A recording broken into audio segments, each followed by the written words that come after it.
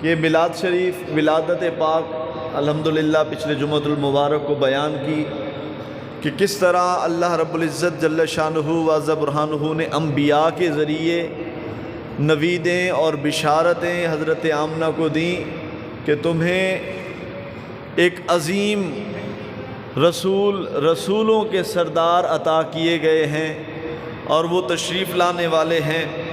عزیزان ذی وقار، آج کچھ آگے چلیں گے۔ جب سرکار دو عالم صلی اللہ علیہ وسلم کی ولادت ہو گئی، عرب میں یہ معمول تھا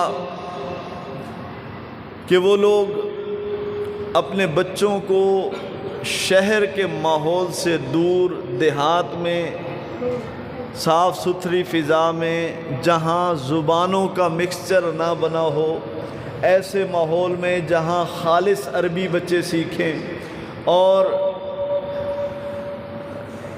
نیچرل قدرتی غذا کھائیں اور صحت مند ہوں، ان مختلف نظریوں کے تحت بچوں کو دیہات میں بھیجا کرتے تھے۔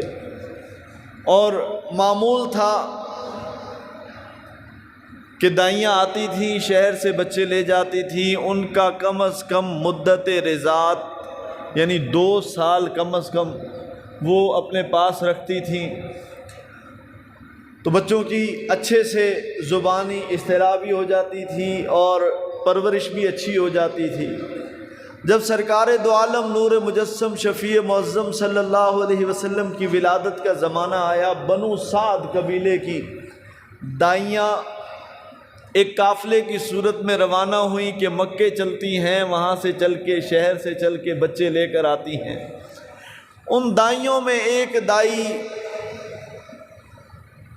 حلیمہ نام کی بھی تھی کہ جو انتہائی غریب، ویسے ہی اس قبیلے میں قحط تھا، غربت تھی، اور پھر ان غریبوں میں سے سب سے ماڑی اور غریب جو تھی وہ حلیمہ نام کی وہ بیوی تھی کہ جن کی سواری کا یہ عالم تھا، اونٹنی بھی کمزور اور جس خچر دراز گوشت پر آپ سوار تھیں وہ بھی کمزور۔ قافلے کی روانگی ہوئی، قافلے کی دائیاں کہتی تھی حلیمہ تمہاری وجہ سے ہم لیٹ ہو رہی ہیں۔ جب اکٹھے چلتے ہیں نا قافلے، تو پھر قافلے میں ہر طرح کے لوگ ہوتے ہیں، سب کو ساتھ لے کے چلنا پڑتا ہے۔ یہ وہ لوگ جانتے ہیں جو قافلے کی صورت میں مدینہ شریف گئے ہیں، جنہوں نے عمرہ کیا ہے یا حج کیا ہے۔ وہاں نوجوان بھی ہوتے ہیں، بوڑھے بھی ہوتے ہیں، وہاں یہ جذبہ ہوتا ہے کہ نوجوان بوڑھوں کو ساتھ لے کے جا رہے ہوتے ہیں، کبھی اٹھا کے جا رہے ہوتے ہیں، کبھی ہاتھ پکڑ کے جا رہے ہوتے ہیں کہ یہ ہمارے قافلے کے ساتھی ہیں۔ قافلے میں ضعیف بھی ہوتے ہیں اور حضرت حلیمہ سب سے ضعیف، آپ کے جانور بھی ضعیف۔ اب وہ سواریاں آگے نکل جائیں، آپ سب سے پیچھے۔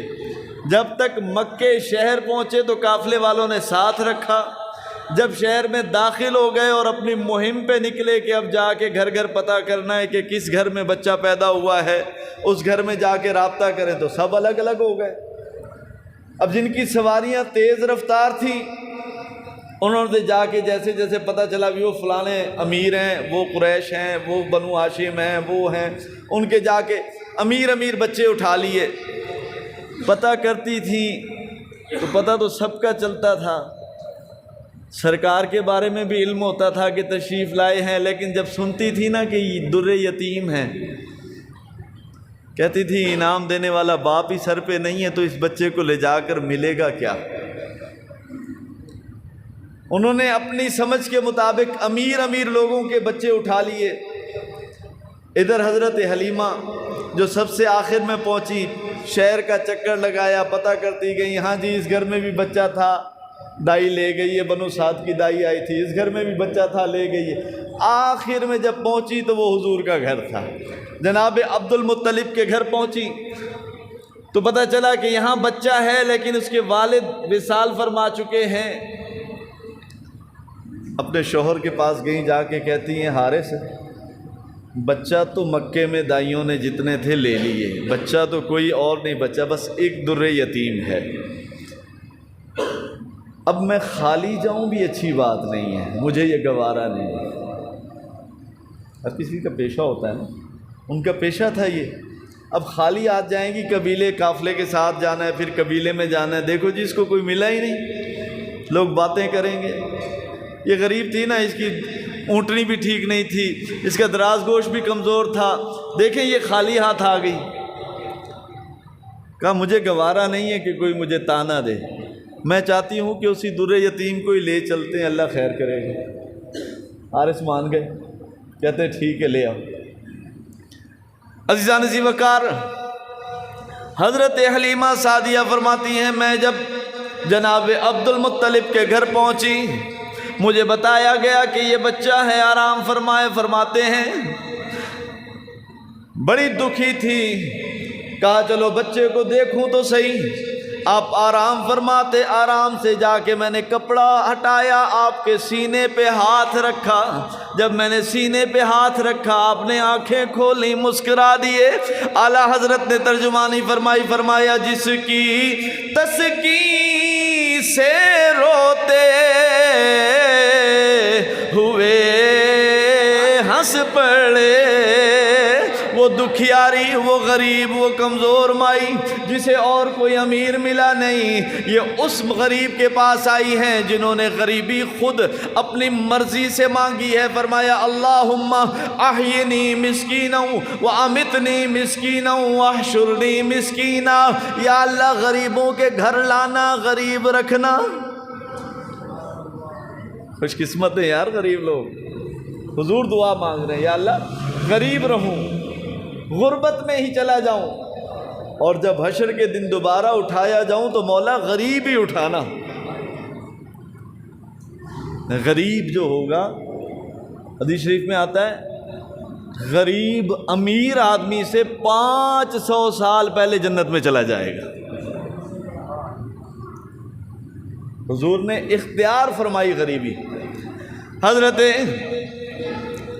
حلیمہ فرماتی ہیں حضور میں بڑی دکھی تو تھی، لیکن جب آپ مسکرائے، جس کی تسکی سے روتے ہوئے ہنس پڑے، جب آپ مسکرائے تو حضرت حلیمہ بھی مسکرا پڑی، خوش ہو گئیں۔ فرمایا اعلیٰ حضرت فرماتے ہیں جس کی تسکی سے روتے ہوئے ہنس پڑے، اس تبسم کی عادت پہ لا سلام مصطفیٰ جان رحمت پہ لا، اور وہ ایسی صورت فرمایا اللہ اللہ، ہاں وہ بچپنے کی پھبل، فرمایا بچپن میں بھی اتنے پھبتے تھے سرکار، اتنے حسین تھے سرکار کہ اللہ اللہ، ہاں وہ بچپنے کی پھبل، اس خدا بھاتی صورت پہ لا۔ بچے پیارے لگتے ہیں نا، بچے کسی کے بھی ہوں پیارے لگتے ہیں، گورے ہوں یا کالے ہوں پیارے لگتے ہیں، کسی کو لگے نہ لگے، ماں باپ کو تو آنکھ کا تارا ہوتے ہیں، ماں باپ کو تو پسند ہوتے ہیں، لیکن میرے محبوب تو وہ ہیں جو خدا کو بھی پسند ہیں۔ اعلیٰ حضرت فرماتے ہیں اس خدا بھاتی صورت پہ لاکھوں سلام، کہ یہ صورت تو اللہ کو پسند آئی ہے، اللہ نے یہ صورت بنانے والا وہی ہے، ایسی صورت پسند تھی تو ایسی بنائی ہے۔ فرماتی ہیں حضرت حلیمہ فرماتی ہیں میں نے آپ کو اٹھا لیا، آپ کے چہرے کا دیدار کیا، اتنے حسین، اللہ اکبر، اتنا نور چہرے پہ، آنکھ سے نور برآمد ہوا تو آسمان تک گیا۔ فرماتی ہیں ایسا حسن کبھی نہیں دیکھا تھا، اتنے حسین تھے کہ الفاظ نہیں ہیں، کیسے بیان کروں کہ کتنا حسن تھا، اور یقیناً یہ الفاظ کسی کو مل بھی نہیں سکتے۔ کہتے ہیں جی یہ بات بات پہ شعر پڑھتے ہیں، میں نے کہا یار کیا کروں، ہمارے پاس وہ الفاظ نہیں ہے کہ ہم بیان کریں، اللہ والوں نے جو بیان کیے ہم وہی بیان کر کے اپنی حاضری لگوا کے آگے نکل جاتے ہیں۔ کتنے حسین تھے. او ذرا گولڑے کے تاجدار حضرت پیر مہر علی شاہ رحمت